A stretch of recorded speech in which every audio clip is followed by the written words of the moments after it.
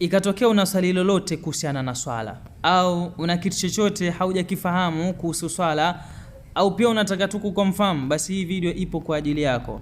Au wewe ni mgeni katika Uislamu, haujajua kuswali bado, unataka kujua kuswali, basi hii video ipo kwa ajili yako. Kwa hiyo sikiliza kwa makini sana na uisave video hii, itakusaidia ufuatilie hatua kwa hatua, utajua swala mwanzo mpaka mwisho. Na usisahau kuifollow hii account ili uweze kujifunza mambo mengi sana yanayohusiana na dini yako. Naam, nitakuelekeza kitabu kidownload kwa simu yako. Ingia kwa Play Store na uandike swala.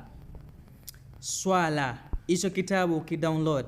Kitabu hiki kitakusaidia sana kwa sababu kitakufunza sala mwanzo mpaka mwisho, kisha kwa lugha ya Kiswahili kabisa. Kitabu hiki kitakueleza umuhimu wa swala, lengo la swala, maana ya swala, maana ya kusimamisha swala, aqimis sala, kusimamisha swala maana yake nini, na masharti ya swala. Swala iko na masharti yake. Ili swala iweze kukubaliwa, kuna masharti ni lazima yakamilike kwa mtu. Hivyo unajua masharti hayo, nenda kwa hiki kitabu kitakusaidia.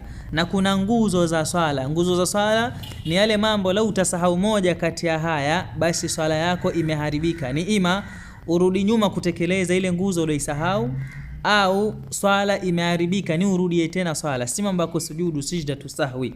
Watu wakaniomba nieleze nguzo za swala, nishaelezea, kuna video nishaeleza nguzo za swala. Kama haujapatana nao, basi nakuelekeza kwa hiki kitabu ukajisomee na utajifunza mambo mengi sana. Pia ufunzwe namna ya kutawadha na mambo yenye ni haramu kuyafanya ukiwa hauna udhu, au ukiwa upo kwenye hedhi, au ukiwa upo kwenye nifas, au ukiwa una janaba. Ni mambo gani hautakani kuyafanya.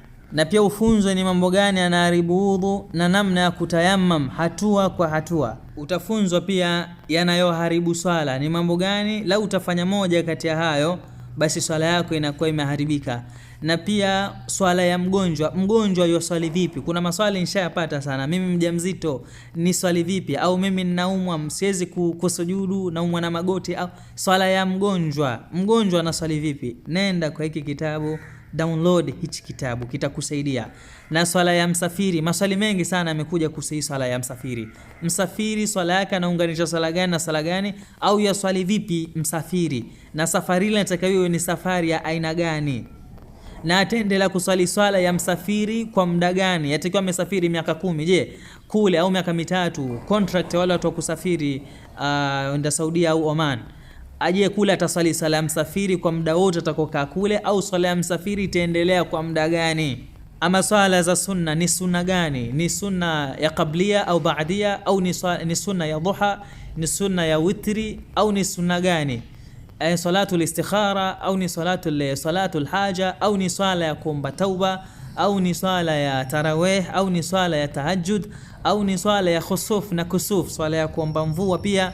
Kwa hiyo hiki ni kitabu muhimu sana. Wewe mwenye umepata na hii video usipuuzie tafadhali. Hii video hii ni muhimu kwako au kwa mtu mwingine. Kwa hiyo wewe share kwa mtu mwingine ili nao uweze kupata faida, uweze kuitengeneza swala yako, uweze kuijua swala ndani na nje. Ujira wako utaupata kwa Allah tabarak wa taala. Na usisahau kuifollow hii account ili uendelee kupata video kama hizi inshallah zitakazo kufunza mambo yanayohusiana na dini yako.